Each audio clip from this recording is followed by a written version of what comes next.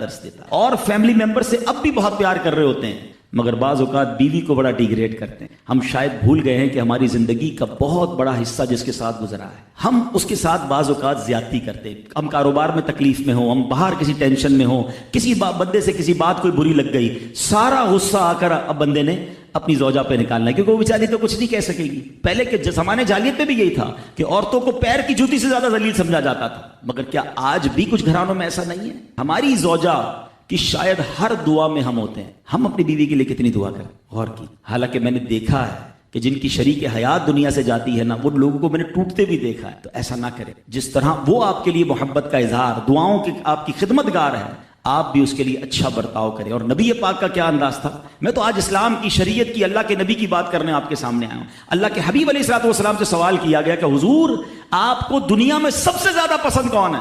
اللہ کے حبیب نے فرمایا عائشہ۔ نبی پاک نے اپنی زوجہ کا نام لیا۔ پھر نبی پاک گھر اپنی ازواج کے ساتھ کیا انداز ہوتا تھا؟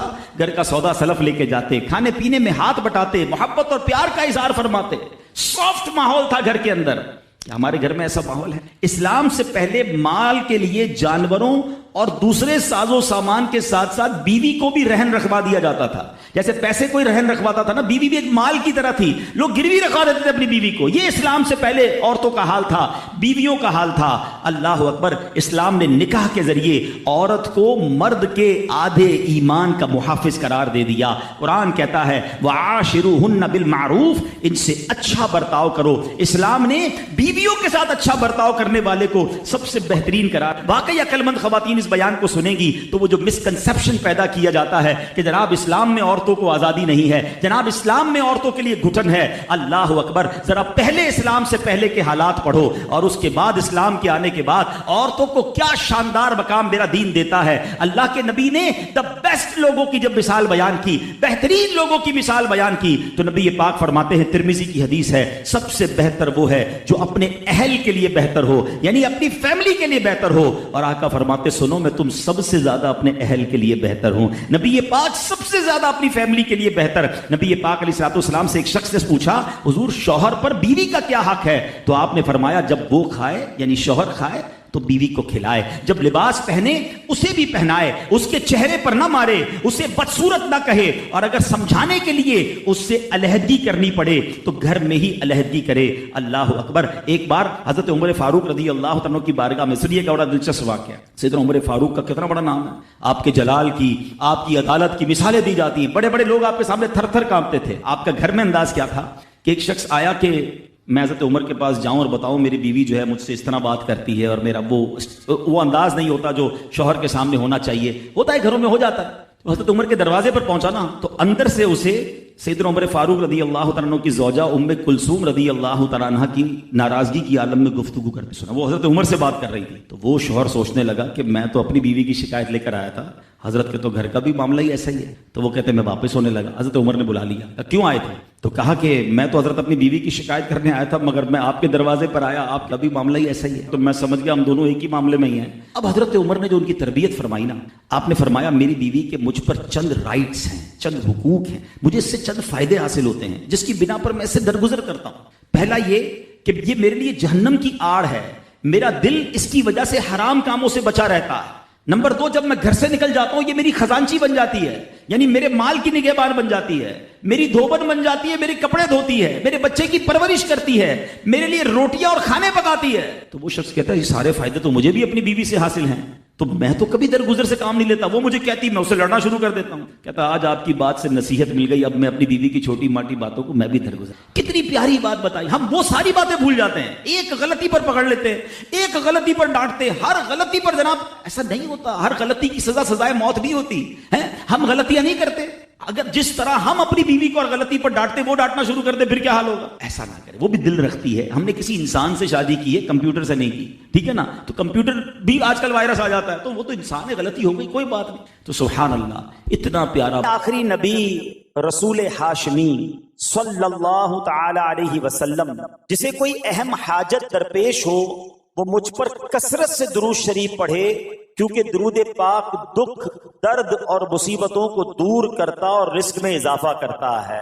تو جب بھی کوئی مشکل آئے، پریشانی آئے، تکلیف آئے، ٹینشن آ جائے تو اس کا بار بار اظہار کرنے سے ٹینشن دور نہیں ہو جاتا. کوئی بھی مشکل آتی ہے بندہ سبھی کو بتاتا پھرے, بار بار ذکر کرتا رہے کہ یار بڑی مشکل میں ہوں, بڑی پریشانی میں ہوں. شاعر کہتے ہیں نا کہ دکھوں نے تم کو جو گھیرا ہو تو درود پڑھو, دکھوں نے تم کو جو گھیرا ہو تو درود پڑھو, جو حاضری کی تمنا ہو تو درود پڑھو.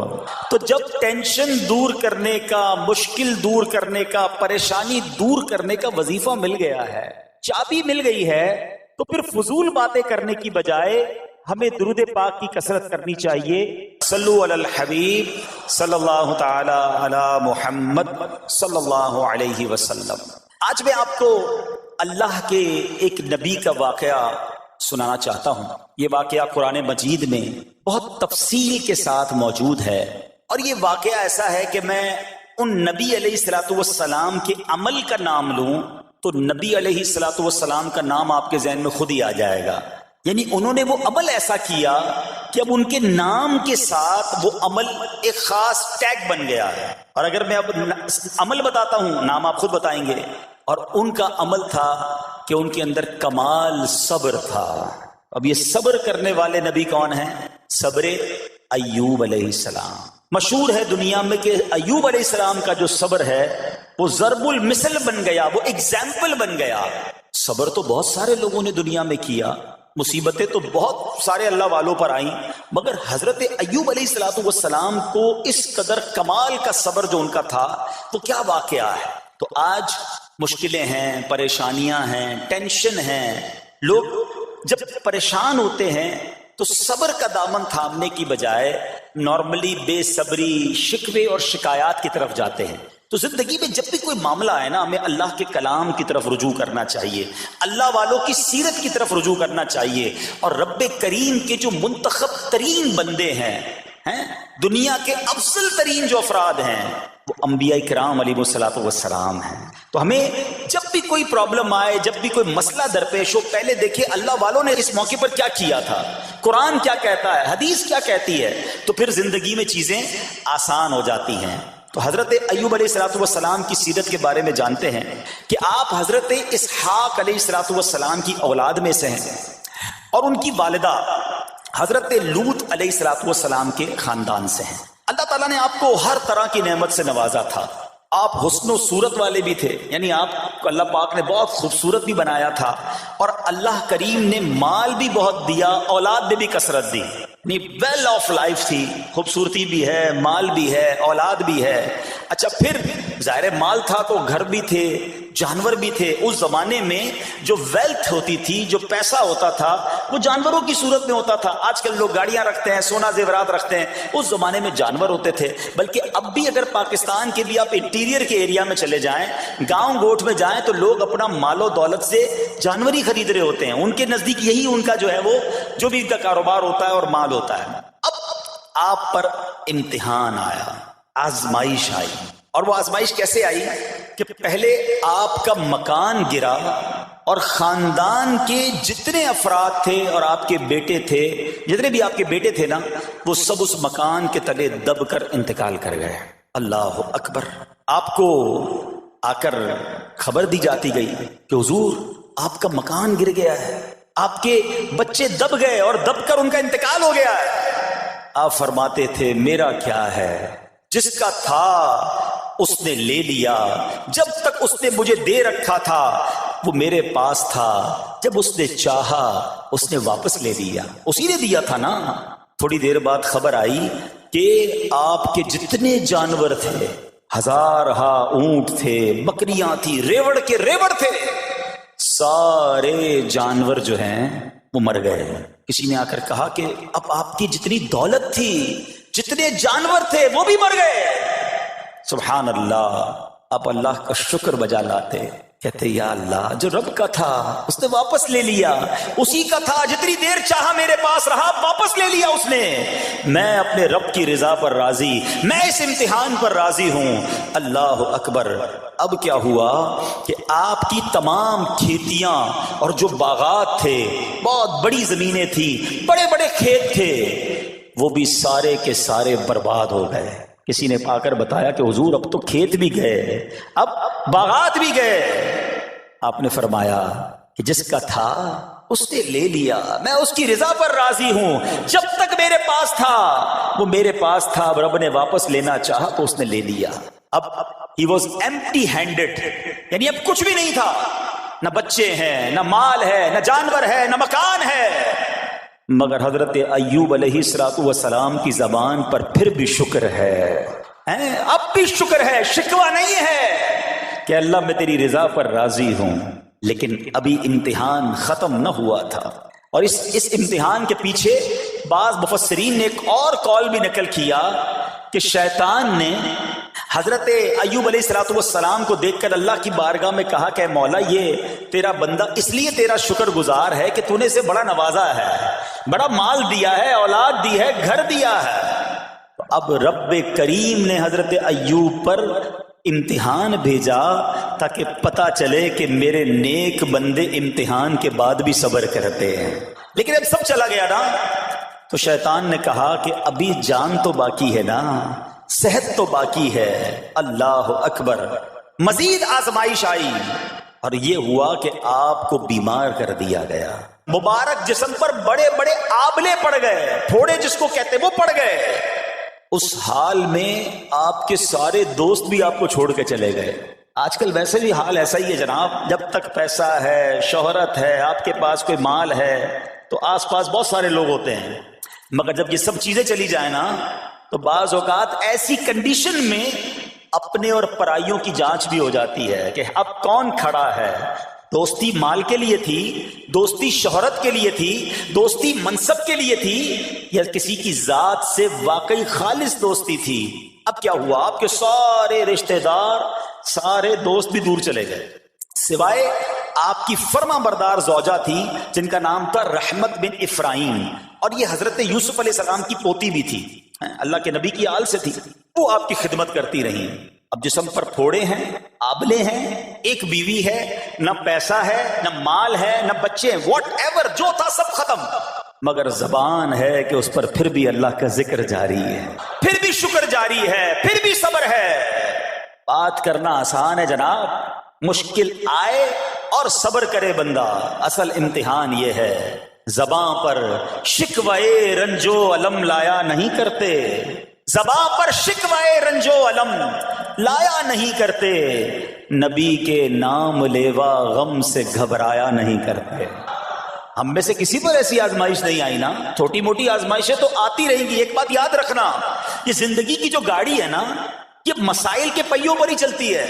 ہمیں بعض اوقات کسی کی گاڑی، کسی کا مکان، کسی کا خوبصورت چہرہ، کسی کی مسکراہٹ دیکھ کر لگتا ہے یار یہ تو دنیا کا سب سے سخی آدمی ہے۔ ایسا نہیں، تو یہ نہ سمجھے کہ سارا جہان جناب سخی ہے اور میں اکیلا دکھی ہوں، ایسا نہیں ہوتا، بلکہ اس جہاں میں تقریباً ہر بندہ ایسا ہوتا ہے جس کے ساتھ کوئی نہ کوئی دکھ لگا ہوا ہوتا ہے، کوئی نہ کوئی پریشانی ہے، کسی کو مال کی پریشانی، کسی کو روزگار کی پریشانی، کسی کو بیماری لگی ہے، کسی کو اور ٹینشن ہے۔ تو یہ کبھی بھی نہ سوچیں کہ میں زندگی گزاروں گا اور کوئی ٹینشن نہیں آئے گی۔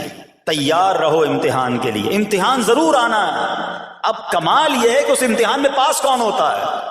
حضرت ابراہیم پر امتحان آیا، زبان پر صبر ہے، شکر ہے، شکوہ نہیں ہے۔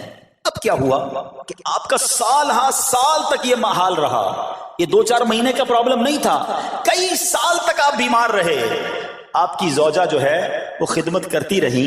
اچھا یہاں ایک غلط فہمی دور کر دوں کہ کچھ لوگ یہ کہتے ہیں، یہ کتابوں میں پتہ نہیں کچھ کتابوں میں لکھ دیا گیا کہ حضرت ایوب علیہ السلام کو معاذ اللہ کوڑ کی بیماری ہو گئی تھی۔ ایسا بالکل نہیں تھا، کوڑ کی بیماری نہیں ہوئی تھی، بلکہ نہ کوڑ ہوا نہ جزام ہوا، آپ کو جسم پر پھوڑے پھنسیاں جن کو کہتے ہیں آبلے نکل آئے تھے، کیونکہ کوڑ کی بیماری وہ ہوتی ہے کہ جس سے لوگ نفرت یا حقارت کرتے ہیں۔ اللہ کے کسی بھی نبی کو کبھی بھی کوئی ایسی بیماری نہیں ہوئی جس کی وجہ سے لوگ اس سے حقارت یا نفرت کریں یا دور بھاگیں، کیونکہ اللہ نے ان نفوس قدسیہ کو، ان نیک بندوں کو، ان منتخب شخصیات کو لوگوں کی ہدایت کے لیے بھیجا ہے۔ ان کو کبھی کوئی ایسی چیز نہیں ہوئی کہ جس سے لوگ گھن کھا کر دور بھاگیں، تو یہ بالکل غلط ہے۔ البتہ آپ کے جسم پر آبلے تھے، پھوڑے تھی، اور اللہ اکبر، آپ اس حال میں کیا رب سے عرض کرتے تھے؟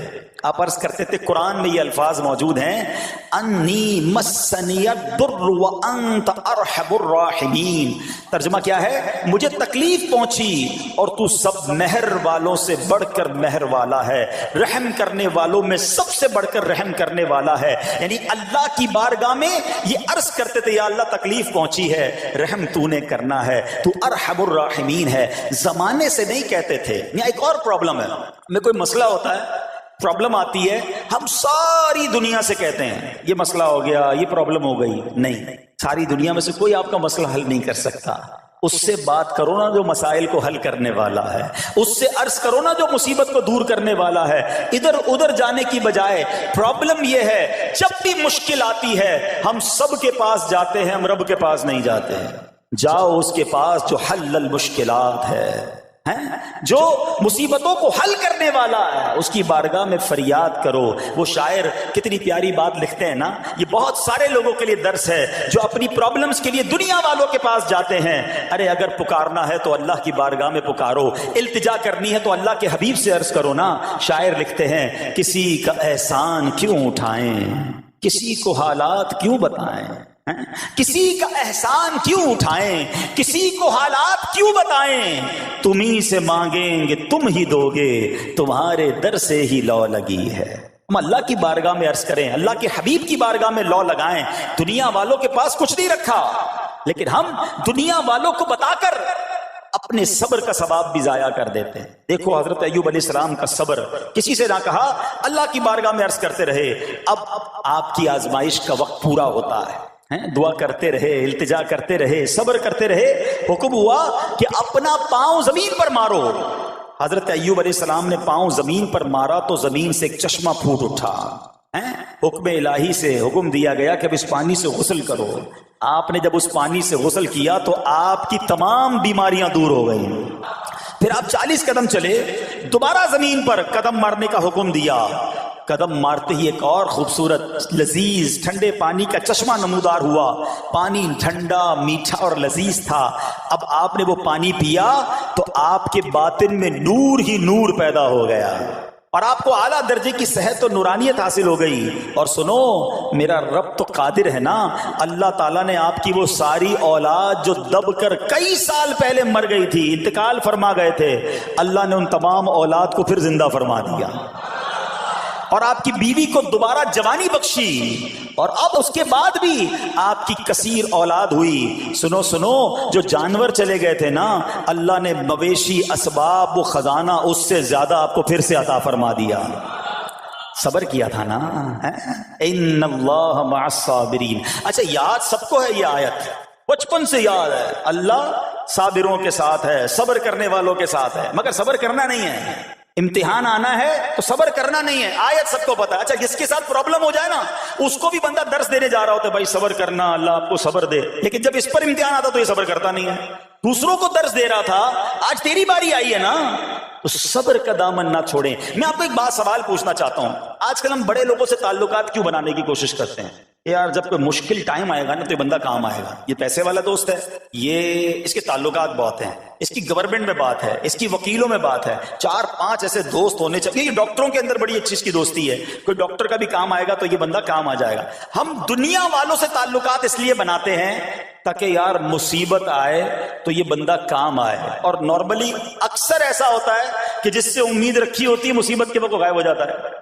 لیکن رب خود قرآن میں فرما رہا ہے، ان اللہ مع الصابرین، صبر کر لو، اللہ کی رحمت تمہارے ساتھ ہو جائے گی.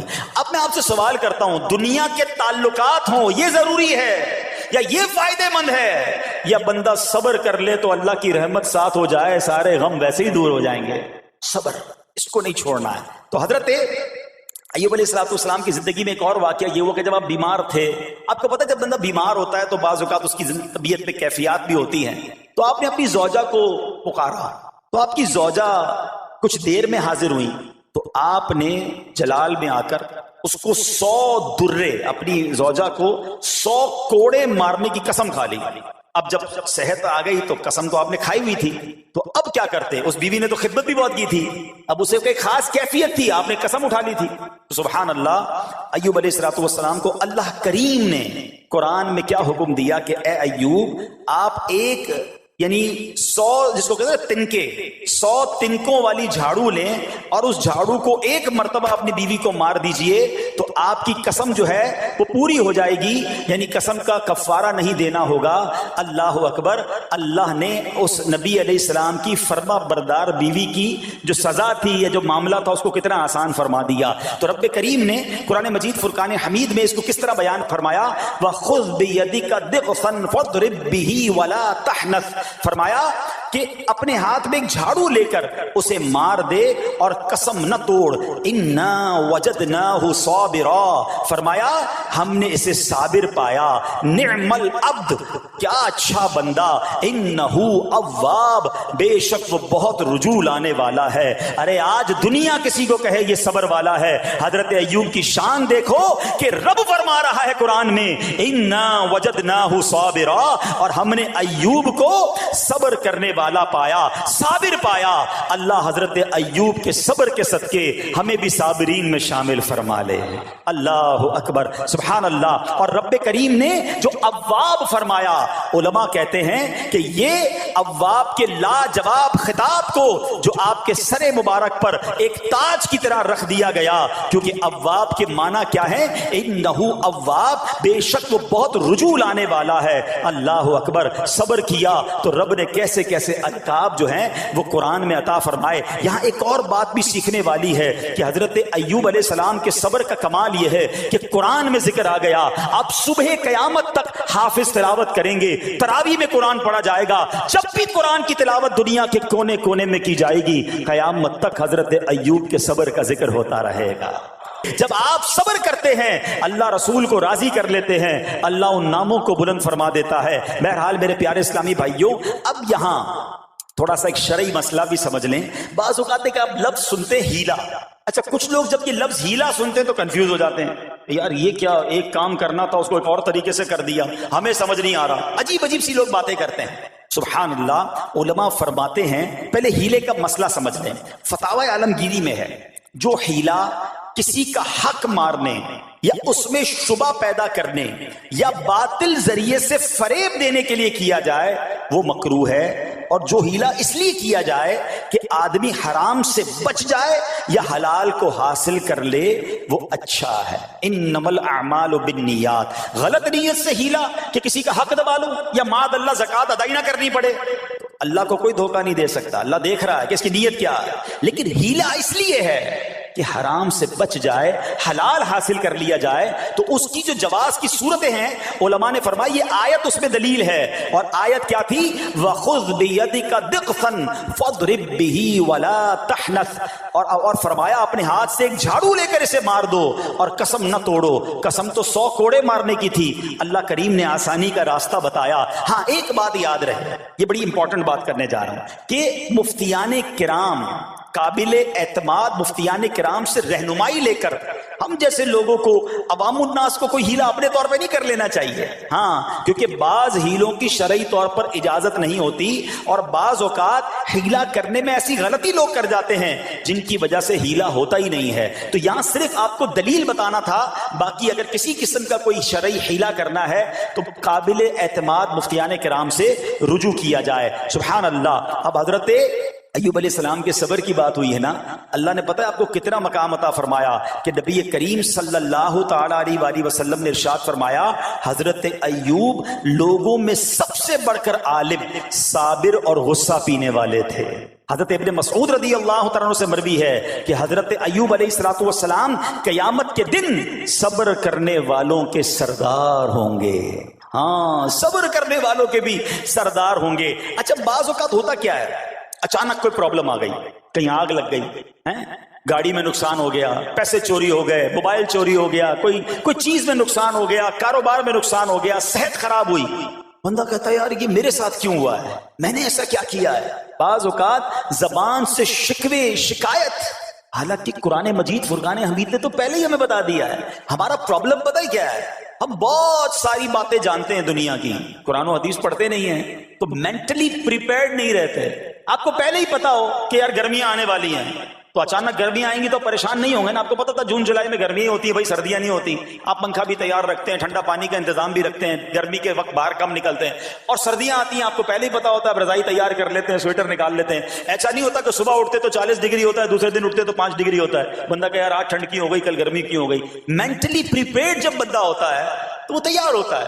اگر جو قرآن پڑھنے والا ہے, حدیث پڑھنے والا ہے, اس کو تو پہلے ہی مینٹلی پریپیئرڈ ہونا ہے. کیوں؟ قرآن کا وعدہ ہے نا, قرآن کا اعلان سنو. اللہ کریم قرآن مجید میں کیا ارشاد فرماتا ہے؟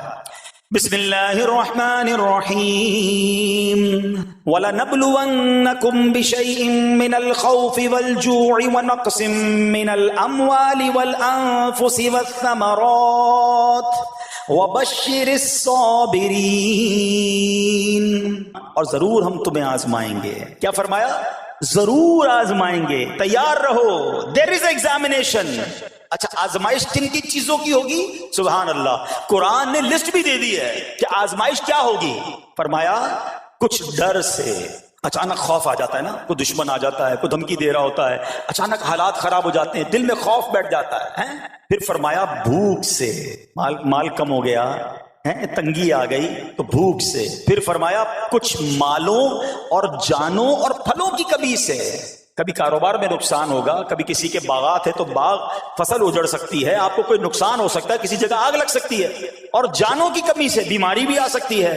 مگر آگے کیا فرمایا؟ وَبَشِّرِ الصَّابِرِينَ. خوشخبری سنا ان صبر والوں کو. اور جب سبحان اللہ یہ ایگزام آتا ہے نا, جو اس ایگزام سے نکل جاتا ہے تو رب نے فرمایا خوشخبری ہے. اللہ اکبر. ہم نے زندگی میں دیکھا ہے جس نے مصیبت پر صبر کیا, اللہ کی رضا پر راضی رہا, اللہ نے مشکل سے بھی نکالا اور پہلے سے اسے زیادہ عطا فرما دیا. ہمارا پرابلم یہ ہم ٹیسٹ میں فیل ہو جاتے ہیں. جیسے امتحان شروع ہوا, واویلا شروع, شور شروع, شکوے شروع, سب کو بتانا. حالانکہ کر کوئی نہیں سکتا لیکن سب کو بتائیں گے. نہ کرو ایسا, میں جانوں میرا رب جانے, مجھے کیوں کسی کو بتانا ہے.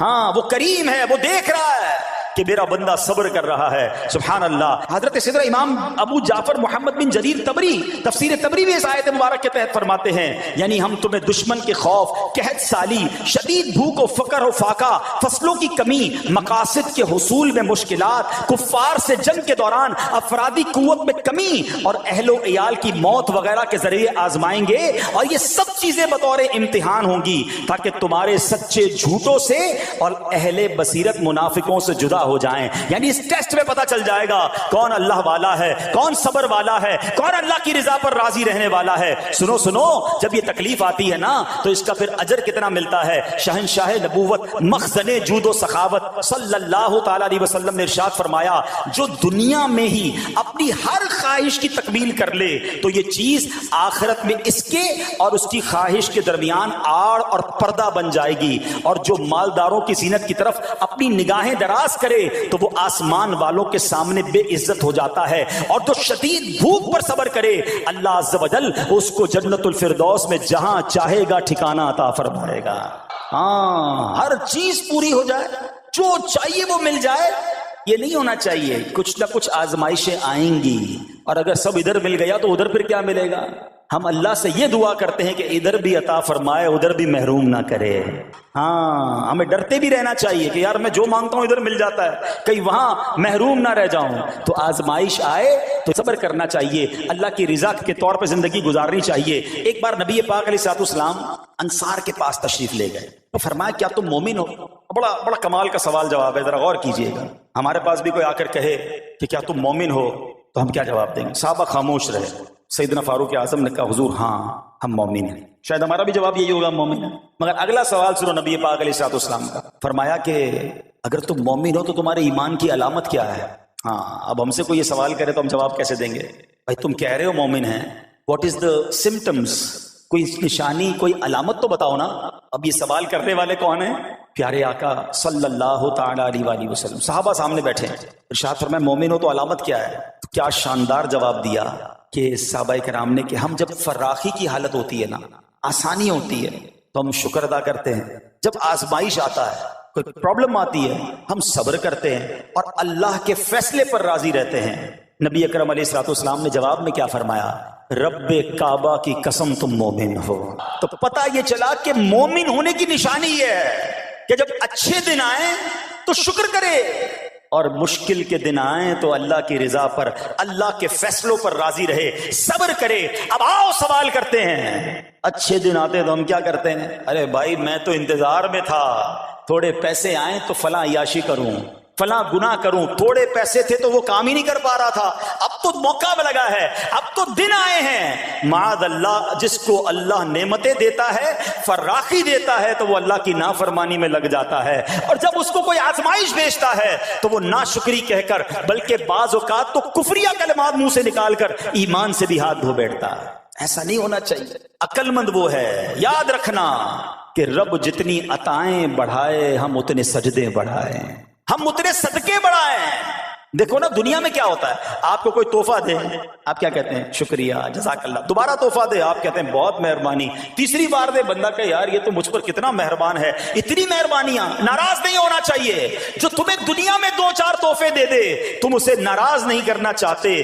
جب سے میں پیدا ہوا جب سے وہ نواز رہا ہے، وہ ناراض نہ ہو جائے اس کا کوئی خیال نہیں. وہ دیے جا رہا ہے. ہم تو دیکھتے ہیں نا، بندہ غریب ہوتا ہے تھوڑے گناہ، جیسے جیسے امیر ہوتا گیا اس کے پر پرزے نکلنا شروع ہو جاتے ہیں، مسجد سے دور، نمازوں سے دور، معاذ اللہ حرام کاموں میں پڑ جاتا ہے. ارے اللہ کے بندے، تجھے رب نواز رہا ہے، تیرے تو سجدے بڑھنے چاہیے تھے. لیکن ہوتا کیا ہے، وہ عطائیں بڑھاتا ہے، لوگ خطائیں بڑھاتے ہیں. نہ کرو ایسا. جب فراخی ہو، جب اللہ کی طرف سے آسانی ہو تو شکر ہو، اور جب آزمائش آئے تو صبر ہو. یہی مومن کی نشانی ہے. اور اللہ سے دعا کرتے ہیں کہ اللہ کریم ہمیں اپنے شکر گزار اور صبر کرنے والے بندوں میں شامل فرما لے. اور یقین کریں صبر کا جو پھل ہے نا، وہ کہتے ہیں نا صبر کا پھل میٹھا. او ہو، بالکل ٹھیک کہا، بلکہ بہت میٹھا ہے. سنو، اللہ عز و جل فرماتا ہے کہ جب میں کسی بندے کو بیماری میں مبتلا کروں، ہو سکتا ہے یہاں بھی میرا کوئی بھائی بیمار بیٹھا ہو، مدنی چینل کے ناظرین میں سے کوئی بیمار بیٹھا ہو. دیکھو بیماری آئے نا، شکوہ مت کرنا، صبر کرنا. فضیلت سنو، حدیث قدسی ہے، اللہ فرماتا ہے جب میں اپنے کسی بندے کو بیماری میں مبتلا کروں اور وہ اس پر صبر کرے، کسی سے شکایت نہ کرے، تو میں اس کے گوشت کو اچھے گوشت سے اور اس کے خون کو اچھے خون سے بدل دیتا ہوں. پھر اگر اسے شفا دیتا ہوں تو ایسی شفا دیتا ہوں کہ اس کے نامہ اعمال میں کوئی گناہ نہیں رہتا. اور اگر میں اسے دنیا سے اٹھا لوں تو اسے اپنی رحمت کاملہ کے سائے میں لے جاتا ہوں. ارے کمال ہو گیا. بیماری آئی، بیماری جب جاتی ہے تو گناہوں سے بھی پاک کر کے جاتی ہے. صرف ایک ہی تو کنڈیشن ہے، صبر کرنا. بیماری آئی، صبر کرنا.